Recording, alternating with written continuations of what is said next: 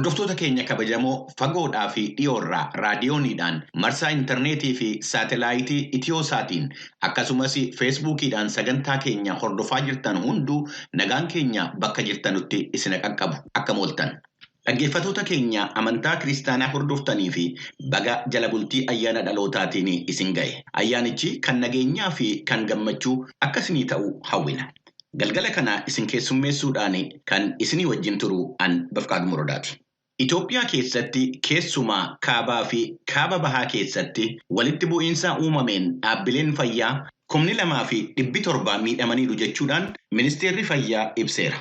Teknooloojii samii irratti Raashaanii fi Chaayinaan waliin hojjechuu irratti waliigaluun isaanii biyyoota lixaa yaaddoo keessa galchuun isaan oolle. Kanneenii fi qophii addaa jala bultii ayyaanaa qabnaa nu wajjiniin tura. Piroodyuusariin Tamsaasa karaa raadiyoo Nugusuu Taammireeti. Tamsaasa intarneetii fi miidiyaa hawaasaa kan qindeessitu immoo Tigisti Gammeeti. Oduu har'aa kan qopheessite Jaallannee Gammadaati. Attamooltan kabajamtoota dhaggeeffattoota keenya oduun har'aaf qabnu kunoo. Dubbiimaan ministirii dantaalaa Itoophiyaa Ambaasaadder Diinaa Muftii har'a magaalaa Baahar Daar keessatti ibsa kennanii jiru. Kunis dhimmootii yeroo kan adda addaa irratti kan fuulleffate ture. Raayyaan ittisa biyyaa naannoo bulchiisa naannoo Amaaraa fi Afaar kanneen hiwaatiin qabamanii turan injifatee to'achuunsaa dhimmootii ka'an keessaa tokko ture. Yeroo kanattis hedduun isaanii barbadaa'anii kaanis booji'amuun ibsamee jira. Hoogganoonni hiwaat gama isaaniitiin deemsa karaa nagaaf carraa kennuuf jecha yeroo keenyaan gamasii baanee jedhan. Biyyoonni tokko fi dhaabbattoonni sadarkaa addunyaa jecha hiwaat kana fudhatanii itti gargaaramuu isaanii nama gaddisiisaa jedhan Ambaasaadder Diinaan. Marii biyyoolessaa ka jedhu mata duree ka'ee ka biraa yoo ta'u inni Itoophiyaa keessatti gaggeeffamuuf jiru walamantaa dhabuu biyya keessaa furuuf marii ta'uu malee ka biraa mitii jedhaniiru. Marii sadarkaa biyyaatti gaggeeffamu koomishina walaba ta'een kan gaggeeffamu ta'uu mootummaan Itoophiyaa beeksiseera jechuudhaan Asteer Misgaanaaw Baahar Daar irraa gabaastee jirti. To'annaa hiwaat jala turanii amma bilisa ba'uun isaanii kan ibsame godina Walloo Kaabaa keessatti miidhaan namoomaa fi meeshaalee irra ga'e jedhame bal'inaan ibsamaa jira. Kanneen keessaa tokko ka ta'e Yuunivarsiitii Waldiyaarra saamiinsaa fi gochi barbadeessuu ka sadarkaa olaanaarra ga'uusaa Pireezidaantii Yuunivarsiitichaa ka ta'an Dr. Abbabaa Girmaa VOA'f ibsaniiru. Yeroo ammaas Yuunivarsiitii Waldiyaa deemsa barachuuf barsiisuu jalqabuuf sadarkaa hin dandeessifneerraa akka ga'u ta'ee saamamuu fi akka barbadaa'u ta'uusaa Pireezidaantichi Raadiyoo Sagalee Ameerikaaf ibsaniiru. Walumaa gala badiin dhaqqabee fi saamiinsi gaggeeffame qarshii biliyoona 6 kan caalu ta'uu fi gamoowwan yuunivarsiitichaa jiran miidhaan kan irra ga'e ta'uun ibsameera. Al tokkotti barattoota 12,000 caalaa kasimatu yuunivarsiitii Waldiyaa dabalatee fageenya kiiloomeetira 30 irratti kan argamu gidduugalli qorannoo qonnaa Siriinqaa akkasumas dhaabbattoonni dhuunfaa saamamuu fi badiin irra ga'uusaa gabaafamee jira.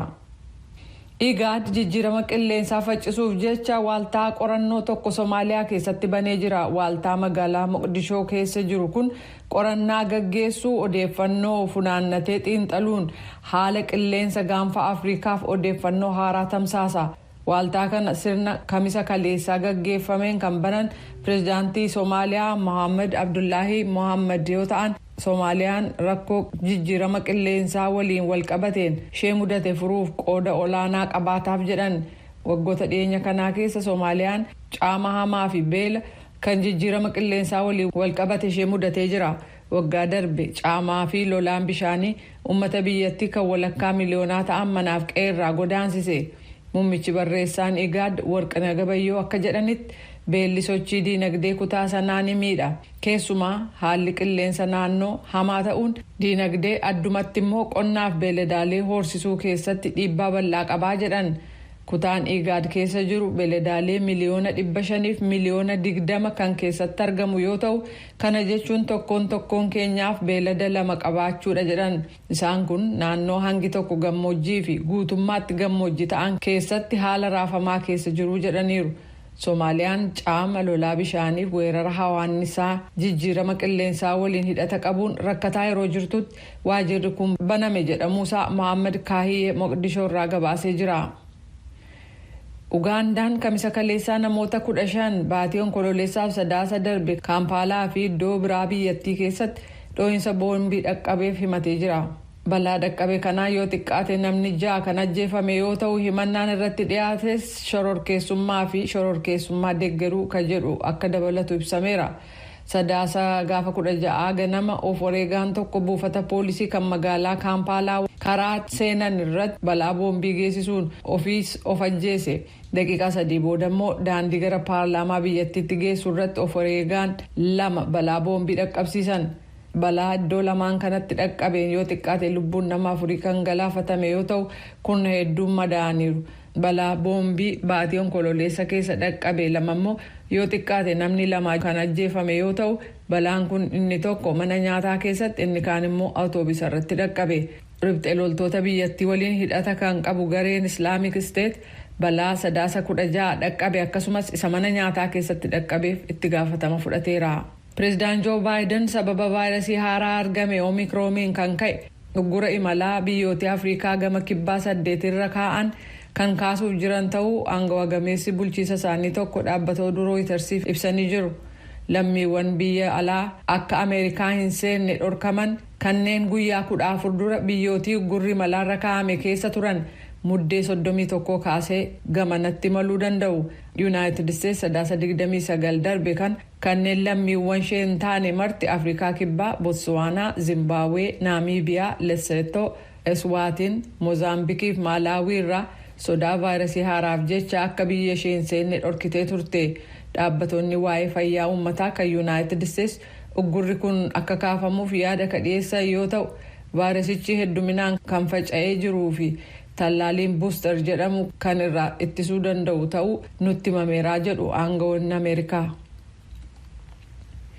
Garee wal falmisiisaa ta'eef Waangar jedhamu cina dhaabbachuuf jecha Raashaan loltoota ishee bitaman Maalii keessa qubachiisuu jalqabuu isheen biyyoonni gama dhihaa kanneen humna qabeessa ta'an 10 caalaan mufannaa qaban ibsanii jiru. Raashaan waan barbaachisu loltoota kanaaf kenniti jechuun himatan.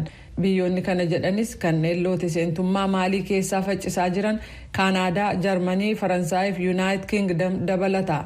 Akka isaan jedhanitti lafa biyya Maaliirra loltoonni biyya alaa kanneen bitaman qubachuu jabeessinee morminaa jedhaniiru. Erga mootummaa Maalii akeekkachiisaa turanii booda loltoonni biyya biraa Maalii keessa qubatan jedhanii biyyoonni gama dhiyaa ifatti ennaa amanan inni kun jalqabaati. Garuu ibsa baasan kanaan gareen Waangar jedhamu Maalii keessatti argamuun humnootiin biyya alaa akka ba'an taasisaan jenne. Gareen biyyootii gama dhiyaa kanneen humna qaban 15 akka jedhanitti loltoonni kun qubsiifamuun haala nageenyaa Afrikaa dhiyaa keessa akka gad adeemu gochuun dhiittaa mirga namoomaa Maalii keessa hammeesse waliigaltee nageenyaa fi araaraa biyyattiin tolfatteetti sodaa ta'eeraa jedhu. Aangawoonni Maalii maallaqa uummataa kan duraanuu hanqina qabu kan humna waraanaa biyyattii cina dhaabbatan loltoota alaa bitanii fiduuf oolchuun isaanii akkaan isaan gaddisiisuu isaan ibsaniiru. Oduun ammaaf qabnu kanuma. Kan dhaggeeffataa jirtan as Washington DC irraa kan darbu sagalee Ameerikaa sagantaa afaan Oromooti.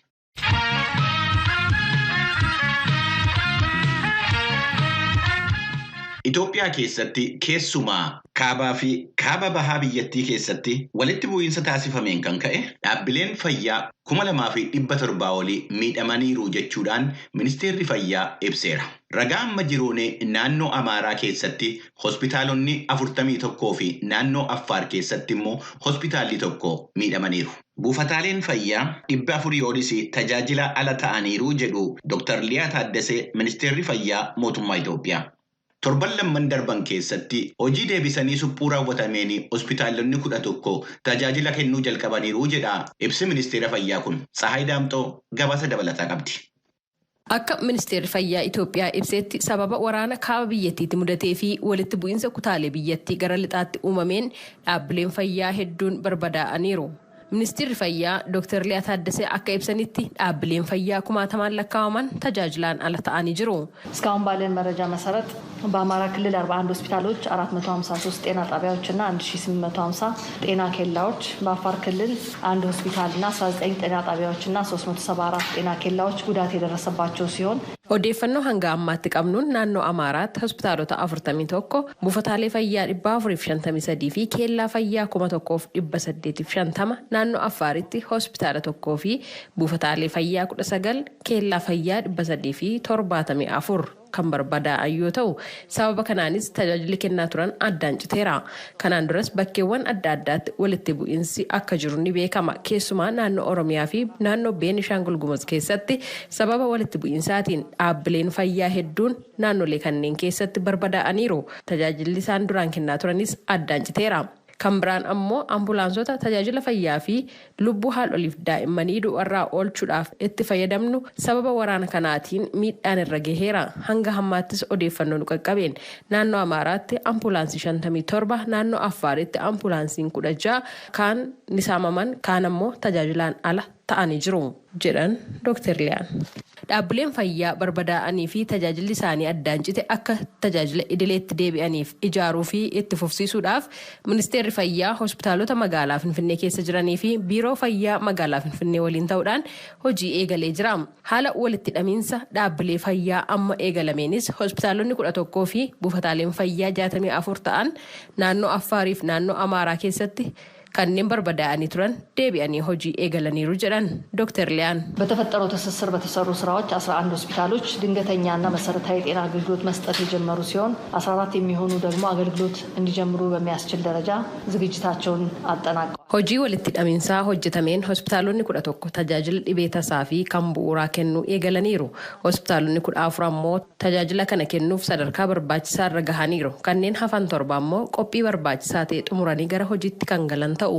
Buufataalee fayyaa barbadaa'an deebisanii qindeessuudhaaf hojiilee hojjetameen hanga ammaatti buufataaleen fayyaa 64 ta'an naannoo Affaarii fi naannoo Amaaraa keessatti tajaajila idileedha jedhaman warreen ijoo ta'an eegalanii jiru. Dhaabbileen amma tajaajila kennuu eegalan kun tajaajila dhibee tasaa, tajaajila wal'aansa bu'uuraa fi tajaajila fayyaa haadholiif daa'immanii kan kennanidha. Dhibeelee daddarboo fi daddarboo hin taane dabalatee tajaajila kutaa qorannoo yookaan laaboraatooris eegalanii jiru. Dhiibbaa miidhamuu konkolaattota ambulaansii irra qaqqabee fi faayidaa isaanii ilaalcha keessa galchuudhaan deeggarsa ambulaansii kanaan dura taasisame dabalataan ambulaansii 13 ministeerri fayyaa raabsee jira. Kan biraan ammoo kanaan dura sababa miidhamaatiin kan dhaabbatanii turan ambulaansota 114 keessaa 64 suphisuudhaan tajaajilaaf qophii ta'anii jiru jedhan Dr. Liyaan. Sababa waraanaatiin dubartoonni fi shamarran dhiibbaan koorniyaa irra ga'ee fi gudeedamanii rakkoolee miidhaa qaamaa fi xiinsammuutiif saaxilaman akka bayyannataniif ministeerri fayyaa hospitaalota keessatti wiirtuu itti deebi'anii dandamatan ijaaruudhaan hojii eegalchiisee jira jechuun ministeerri fayyaa ibsaniiru. ሌላው በጦርነቱ ምክንያት ከመኖሪያ ቀያቸው ተፈናቅለው በጊዜያዊ መጠለያ የሚገኙ ወገኖቻችንን መሰረታዊ ጤና አገልግሎት እንዲያገኙ ማድረግ ከንብራ ሰበባ ወራናቲን ቄሳን irraa buqqaanii lammiilee wiirtuu da'oo yeroo keessa jiran tajaajila fayyaa bu'uuraa akka argatan taasisuudhaaf kiliinikoota yeroo qindeessuun tajaajila kennuun eegalamee jira. Kutaalee hawaasaa tajaajilli kun bira hin qaqqabne immoo qaqqabsiisuudhaaf gareen sirna tajaajila fayyaa fi sirna nyaataa wal ta'uudhaan walitti qindaa'anii hanga ammaatti naannoo Amaaraatti garee 50 bobba'anii bakkaa bakkatti socho'uudhaan tajaajila kana kennaa jiru. Naannoo Affaaritti ammoo gareen 13 bobba'uudhaan tajaajila fayyaa fi tajaajila sirna nyaataa kana qaqqabsiisuudhaaf hojiitti jiru jedhan Dr. Liyaan.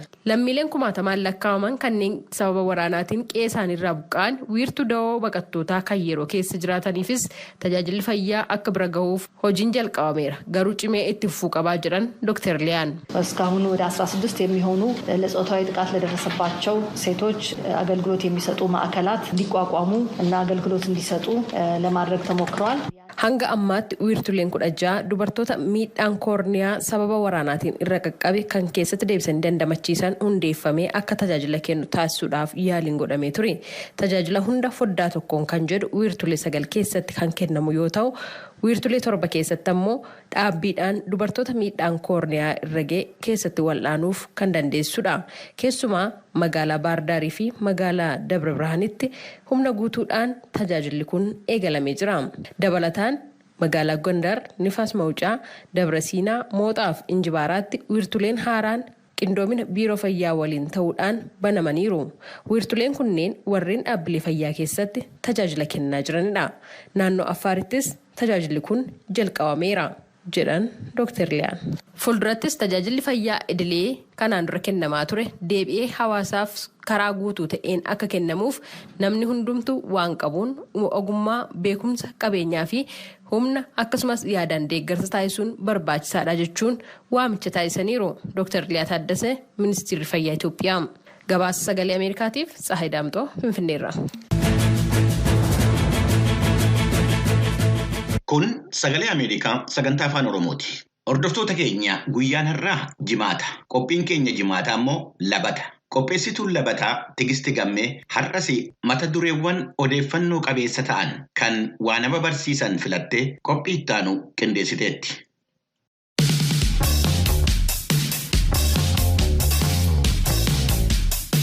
Akka mooltaan dhaggeeffatoota keenyaa qophiin labataa torbanumaanuu jimaata dhimmoota dargaggoota warra foollee akkasumas raaba laallatan irratti xiyyeeffachuudhaan sa'aatii kanatti isinii dhiyaataa qindeessee anan isinii dhiyeessu immoo ani Tigisti Gammeeti.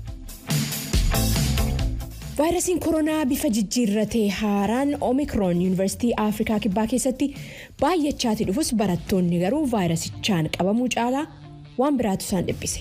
Yeroo qormaatatii fi ayyaana waggaatti deemaa jiran kana jeequ malaa waan jedhu gabaasni madda oduu Reuters irraa arganne dubbii ijoo labataarraati. Barattoonni Yuunivarsiitii magaalaa Pretooriyaatti argamu Shawaanee Yuunivarsiitii of Technology keessaa kaan gaaddisa mukaa jala dhadhaabbatan walitti haasa'an. Dhugaatii lallaafaa bitachaatii bilbila ofii lallaalatii qarqara burqaa qihicha keessa jiru taa'anii warri haasa'us jiru. Baay'een isaanii maaskii godhatanii muraasni isaanii garuu akkanumatti deeman. Harki caalu talaallii fudhatus hanin fudhannes baay'eedha. Gabaasni maddi oduu Reuters achitti argamuudhaan barattoota gara 30 dubbisuudhaan qindeesse baay'een isaanii barumsi addaan citaa laataa sodaa jedhuuf keessa qaban. Karaa tokkoon immoo talaallii vaayirasii koronaa ilaalchisuudhaan dhaaba kamillee qabaatan ilaalcha kamillee qabaatan babal'inni dhukkubichaa dhiheenya hammaate garuu waan isaan yaaddesse fakkaatu. I think COVID has changed the way how we do things nowadays. Everything has changed. Yeroo kana keessa vaayirasiin koronaa akka itti waa hojjennu jijjiireera. Waan hundatu jijjiirame an jedhu barataan maaneejmentii Nuqbee Kookchisaalee jedhamu jijjiirama haala baruuf barsiisuu irratti vaayirasiin koronaa geechisee laalchisees akkas jedhe. Yeah, the way we do things, attending online, I'm not good at attending online, but then sometimes it becomes a little bit difficult, so the lectures sometimes are absent and then Online jechuunis karaa interneetii barumsa hordofuu irratti ciminaan qabuani. Yeroo tokko barsiistonnis haalli ulfaataa waan ta'eef yeroo barsiisurraa hafan mul'ataa jedha. Karaa biraatiin Omikroon talaalliiwwan amma jiraniif dandeettii dhukkubarraa hafuu duraan qabamurraa namni argatu bira darbee namatti hammaachuu fi dhiisuusaa saayintistoonni qorachaatii jiran. Mootummaan Afrikaa Kibbaa gamasaatiin namoonni danda'an hundi akka talaallii fudhatan hojjechaa sirnii fi dhimmoonni namni akka walitti qabamu gaafatan karoorfaman immoo akka hafan waamicha dhiyeessatii jira. Paartii yookaan immoo qophiin bashannanaa barattootatii fi feestivaaliiwwan oggaa keessatti silaa yeroo akkanaa baay'ee beekaman hafaniiru haqamaniiru jechuudha. Even for me, it was a must for me to get vaccinated. Fakkeenyaaf dhiyeenya kana feestivaaliin muuziqaa dargaggootaaf qindaa'ee ture irratti bakka tokkotti namoonni 36 qoramanii vaayirasii koronaa qabaachuu isaanii erga mirkanaa'ee booda feestivaalichi addaan kutamee haqameera. Vaayirasii koronaatiin wal qabatee daataan qorannoolee yeroo gabaabaa keessatti dhihaatanii akka agarsiisutti mallattooleen dhukkubaa tanaan dura maanguddoo irratti ciman amma dargaggoota irrattis mul'achaati dhufu agarsiisan. Garuu baay'inni dargaggoota talaallii fudhatanii lakkoofsan gadi aanaadha. Galmeen jiru akka agarsiisutti dargaggoonni umriin isaanii waggaa 18 amma waggaa 34 keessa jiran harka 5 qofatu talaallii fudhate. Kanaaf immoo odeeffannoowwan sobaa karaa intarneetii faca'an amma tokko sababa akka ta'an himama. Dargaggoota Afrikaa Kibbaa maddi oduu Reuters dubbise keessaa Chisaaleen kaampaasii inni keessatti barachaa jiru keessatti weerarri vaayirasii koronaa marsaan afraffaan akka malee hammaatee jira. Inni garuu after getting vaccinated, he got a headache, his body was not feeling well for a couple of days. Waa'ee talaallii waan baay'ee dhageenya si dhukkubsaa mataa dhukkubbii sitti godhaa gaaf tokko nan godhata amma garuu qophii miti jechuudhaan akka talaalliidhaaf qophiin taane dubbate dargaggoon kun. I don't know. Chaayinaan fi Raashiyaan teeknooloojii saatalaayitii Yuunaayitid Isteetsi fi Awurooppaa caalanii argamuudhaaf wajjin hojjechuu jalqabaniiru jedha. Gabaasni Henry Rigwell qindeesse. Jalqaba waggaa kanaarra Chaayinaan biyya ishii keessatti Raashiyaan buufata to'annoo GLONASS Position System an jedhamu akka ol kaawwattu lafa ofii kenniteef. Raashiyaan illee Chaayinaan buufata ofii Beidou System jedhamu akka biyya Raashiyaatti dhaabdu eeyyamteef. Buufatoonni kun immoo butamuudhaaf afaan Ingiliziitiin waan haak jedhamu jechuudha baay'ee saaxilamoo ta'uutu himama. Waliigaltee fi oolmaan biyyoonni kun lamaan walii oolanii teeknooloojii akkasii lafa waliirratti dhaaban kun egaa walamantaan biyyoota lamaan kana hedduu jiru dabalaa dhufuusaa agarsiisaa an jedhu xinxalaa Alexander Gaabeef Eddugala Carnegie Moscow. Russia's schism with the West and deepening confrontation and competition between China and the US as two superpowers is definitely contributing to rapprochement between Moscow and Beijing. Raashiyaan adda addummaa ilaalchaa biyyoota dhihaa wajjin qabdu akkasumas wal fuuldura dhaabbannaan Chaayinaatii fi United States hedduu jiru akka biyyoota humna guddaa qabanitti jechuudha. Moskoonii fi Beijing hariiroo kana akka qabaatan gochuu irratti gahee taphateera jedhan. Gama dinagdeetinis wanni wal deeggaru jiraachuu isaan eeran xinxalaan kun Raashiyaan qabeenya hedduu qabaachuu Chaayinaan immoo kaapitaaliidhaa fi teeknooloojii gaarii qabaachuu hariiroo kana jabeessaa jedha. Kanumaan wal qabatee Raashiyaan saatalaayitii ofirratti shaakallii misaa'ilii angeggeessitee turte ji'a darbe keessa. United States hafteen yaalisanii buufata ispeesii addunyaa irratti balaa geechisee jechuudhaan himattee turte. Karaa biraatiin waan biyyoonni lamaan kun jechuun Raashiyaan fi Chaayinaan itti jiran humna waraanatiinis tarsiimoo ijaarrachuu irratti hojjechaa jiraachuu akka ibsu xinxalaan kun an ibsan.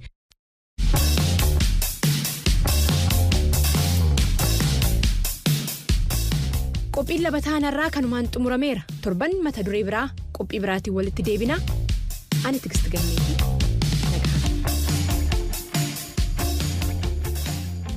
Kan dhaggeeffachaa jirtan Sagalee Ameerikaa sagantaa afaan Oromooti.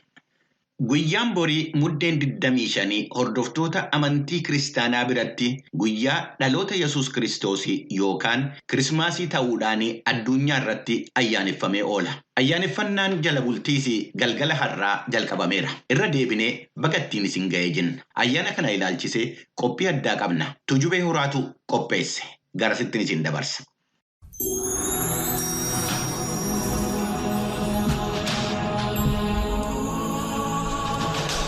Sodaatna kunoo ani misraachuu gammachuu guddaan isinitti moo kunis saba hundumaaf kan ta'udha. Har'a mandaraa Daawititti fayyisaan isiniif dhalate innis immoo Kiristoos goofticha.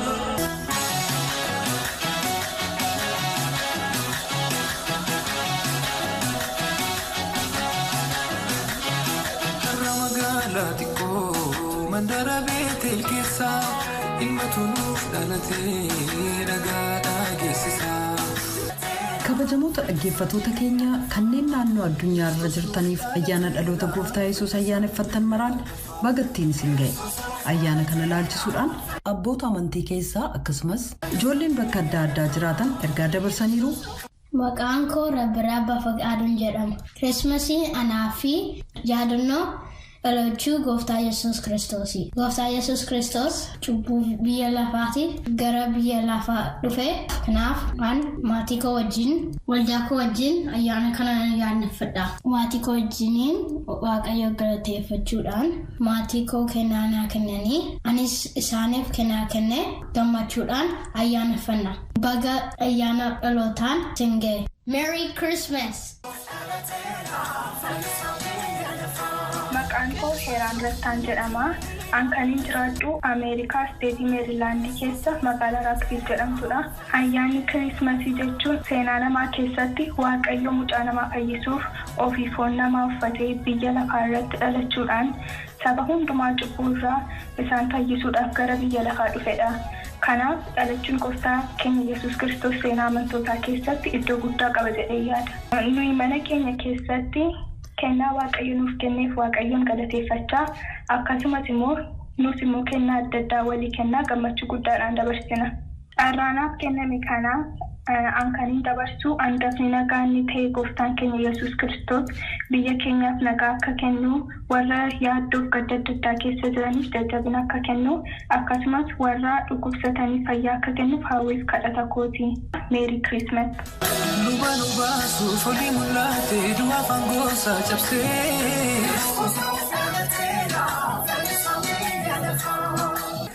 Ayyaana dhalootaa kana laalchisee abboota amantii keessaas ergaa gabaabaa kanuu dabarsan. Maqaan kiyyaa Paaster Bushraa Badhaasoo jedhama. Waldaa Beeteel warra Wangeelaa Afaan Oromoo Minisootaa Minaapolis irraa kitaaba Raajii Isaayyaas boqonnaa 9 irra kan jiru dubbii Waaqaa gabaabsee isinitti hima. Ilmi dhiiraa nuuf dhalateera, daa'imnillee nuuf kennameera. Aangoon isaa ceekuu isaa irra jira. Maqaan isaa illee gorsa maalala'ee Waaqa jabaa abbaa bara baraa mootii nagayaa jedhamee waamama jedhamee itti barreeffameera. Osoo gooftaan Yesuus Kiristoos gara biyya lafaa dhufneen duratti waggaa 700 yookiin 800 duratti raajiin kun dubbatame akkasuma raajiin kun hin raawwatame karaawwatame kun Yesuus Kiristoos ka jedhamu. Ilmi Waaqaa ka jedhamee jira bara baraan ka jiraatu nama ta'ee wanti dhufee ilmoo namaatiif biyya lafaa irratti nagaa kennuuf akkasuma nageenya Waaqaaf nama jidduu ka boora'e san nagaa san fiduuf nagaa biyya lafaa irratti fiduuf inni mootii nagaa ta'ee gara biyya lafaa ka dhufe. Kanaaf nageenyi kunini adhallee maatii keenyaaf nageenya nu barbaachisa. Gaa'ela keenyaaf nageenya nu barbaachisa. Biyya keenyaaf nageenya nu barbaachisa. Keessattuu biyya keenya keessatti. Waliin bu'iinsi amma jiru, rakkoon amma jiru, kun nagaa kadhabdan, nageenyi kun Yesuusin keessa jira.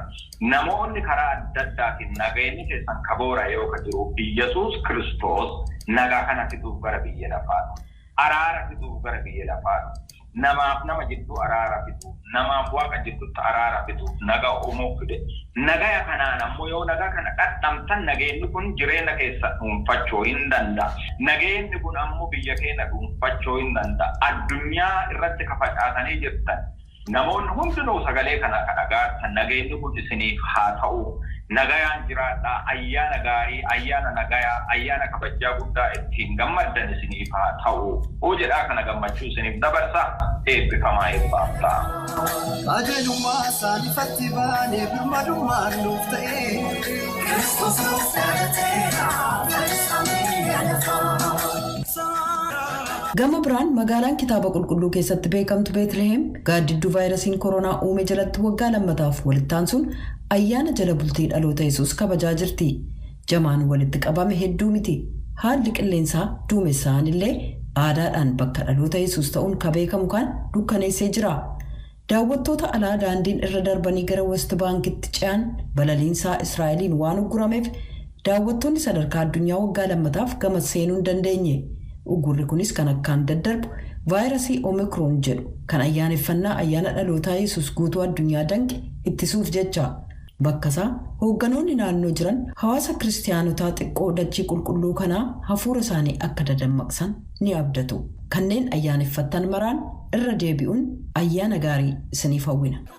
Sagaleen Ameerikaa galgala keessaa sa'aatii 2:00 jalqabee hamma sa'aatii 3tti meetir baandii 22 yookiin kiiloo heerzii 13,765 irratti meetir baandii 25 yookiin kiiloo heerzii 12,040 irratti akkasumas meetir baandii 31 yookiin kiiloo heerzii 12,485 irratti wixataa hanga jimaataatti qophii afaan Oromootiin dabarsu asirratti raawwata. Qophii keenya boriitiin amma walitti deemuutti nagaatti bulaa.